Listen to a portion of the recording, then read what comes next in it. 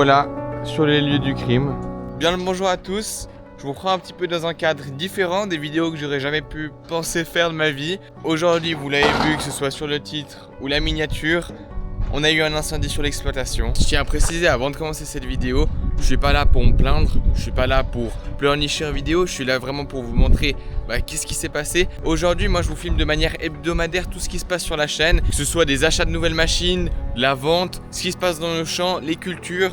Et j'avais un petit peu le dilemme entre savoir s'il fallait que je vous en parle ou non. Mais je tiens, avant de commencer cette vidéo, à demander aux personnes qui vont commenter de réfléchir à leurs commentaires. Aujourd'hui, je vais vous montrer, vous expliquer ce qu'on a vécu, comment on a ressenti la chose. Et puis, je vous demanderai juste avant de commencer cette vidéo, de la bienveillance. J'ai pas envie d'avoir des commentaires de haters sous cette vidéo. Enfin bref, comment vous dire que ces jours, on a pas mal de travail, il y a gros d'organisation qui se fait. Mais avant de vous parler de notre situation aujourd'hui, je vais revenir 48 heures en arrière pour vous expliquer tout ce qui s'est passé.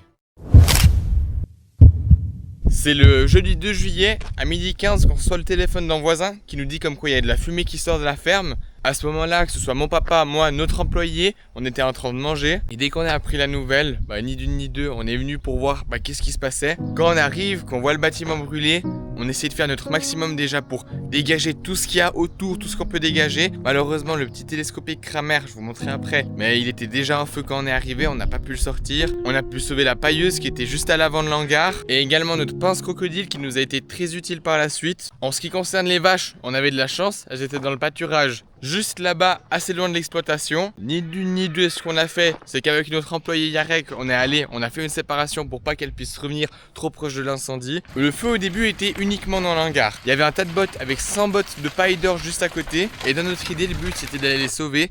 Le Wakarnezon n'était pas sur ce site, le temps de venir, ça avait déjà pris sur le dessus, c'était impossible. Les pompiers sont venus, ils ont pu contenir le feu uniquement dans la partie du bâtiment à fourrage. Vous voyez la stabulation, on a la couche profonde juste ici, on a eu de la chance, il n'a pas été touché. Je vous montre une image à l'écran, mais quand je vous dis qu'on a eu de la chance, on a eu vraiment énormément de chance dans notre malheur. Si ce bâtiment avait été touché, ça aurait pas été la même histoire. Nous, faut bien être conscient qu'on a 70 vaches à traire jour et nuit. L'incendie qui commence à midi, il faut déjà trouver une solution pour pouvoir traire nos vaches par la suite. Et ça, c'est tout l'enjeu d'un événement comme ça qui se produit. Les pompiers ont pu chercher un point d'eau dans le village. Ils ont déroulé 400 mètres de tuyaux pour pouvoir venir jusqu'à l'exploitation. On a eu aussi énormément de chance avec le vent. Le vent au début soufflait de cette manière. Ça venait sur la stabulation et sur le bâtiment de traite. Et par la suite, le vent s'est tourné pour aller contre le tas de paille juste derrière ce bâtiment. Et à partir du moment où les pompiers sont venus, ils sont restés jusqu'à 2h du matin. Avec tout le fourrage qui brûle, on a beau mettre de l'eau, il va repartir. C'est un feu qui est tellement grand, qui est tellement fort que la seule solution, c'est de tout détasser.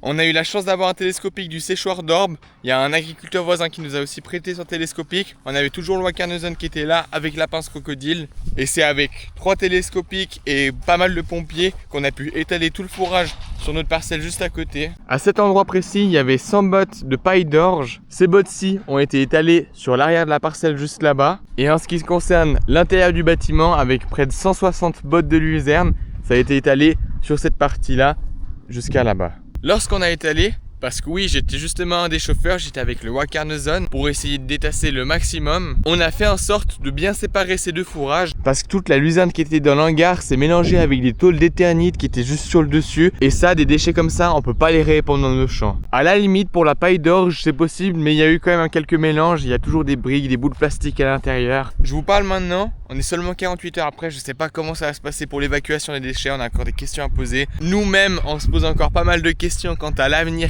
comment est-ce qu'on va faire. Aujourd'hui, pour moi, c'est pas une épreuve de vous montrer le bâtiment. On a fait le deuil, on est bien conscient que c'est uniquement du matériel qu'on a perdu, du fourrage. Ça resterait peu, on est chanceux. Ça aurait pu être en plein milieu de l'hiver avec les animaux juste à côté. Et puis là, dès que ça impacte les animaux, c'est pas du même degré.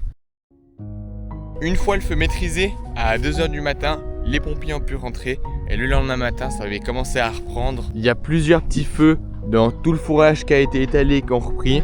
Et là, pareil, les pompiers sont revenus. Ils ont détassé encore avec le télescopique. Ils ont aussi beaucoup détassé à la fourche pour enlever les gros tas, pouvoir éliminer les gros foyers de chaleur qui restaient. Et par la suite, pour davantage étaler, j'ai passé le compile avec le 210 dessus. L'objectif, c'était vraiment d'étaler tous les tas qu'il y avait, limiter les foyers. Et en passant le compile juste à cet endroit-ci, il y a un feu qui a commencé à reprendre. Je suis repassé dessus avec le déchômeur et puis il a pu s'éteindre. on voyait qu'il restait encore de la chaleur, c'était tout frais.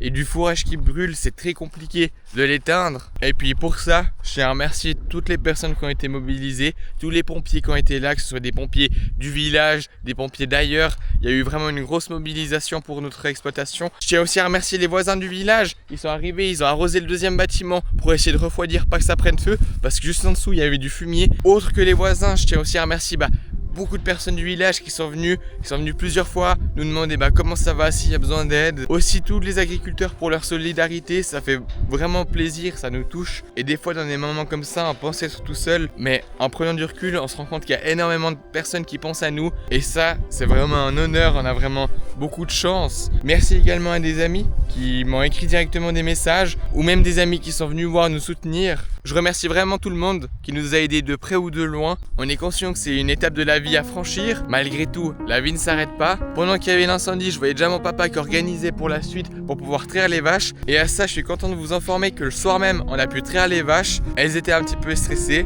C'est normal. Je tiens peut-être à préciser que ça brûlait pas juste à côté des vaches. Le feu était contenu. Il n'y avait pas de risque pour elles, mais elles ont pu se faire traire. Et ça, c'est quelque chose où on a vraiment de la chance dans notre malheur. Si on doit s'organiser 1 heure à l'avance pour placer 70 vaches chez un agriculteur voisin à traire, c'est pas évident. Elles seront stressées, ça va pas se passer comme il faut. Là, vraiment, comme condition, on n'aurait pas pu rêver mieux. Et après, pour parler peut-être un petit peu plus de nous, je vous ai parlé un petit peu du matériel, mais de notre côté, ça va bien. On a de la chance d'avoir de la famille, des proches qui nous soutiennent fortement. Là, c'est 48 heures après l'événement. Il y a un gros travail d'organisation. On dirait pas comme ça, mais à l'intérieur de l'hangar, il y avait de la farine, il y avait du sel pour les vaches, il y avait pas mal de choses. Il y avait un télescopique aussi qui a brûlé. C'est après ces 48 heures qu'on commence à pouvoir relâcher un petit peu. On était un petit peu en flux tendu, il y avait pas mal de choses à faire un peu sur l'exploitation. On commençait tôt le matin, on finissait tard. Mon papa et notre employé davantage parce qu'il commençait à 4 heures pour traire. Les nuits de sommeil étaient très courtes pour tout le monde. On a vraiment de la chance. On a 2 braves employés. Malheureusement, il y en a un qui est parti en vacances, mais Yarek qui est resté sur l'exploitation. Il fait aussi des heures sans les compter. C'est vraiment juste après ce sinistre qu'il y a beaucoup d'organisation, beaucoup de choses à faire pour un bon déroulement. On ne sait pas comment va se passer la suite. De toute façon, allez, ça va aller, on espère. Et puis je pense avoir fait un petit peu le tour de ce qui s'est passé. J'ai pas grand chose à ajouter. Comme je vous ai dit, on connaît pas encore vraiment bien le futur. Le fait est que pour cet hiver, on va avoir besoin d'un hangar et qu'il y aura du travail à reconstruire tout ça. Maintenant, vous êtes au courant de ce qui s'est passé.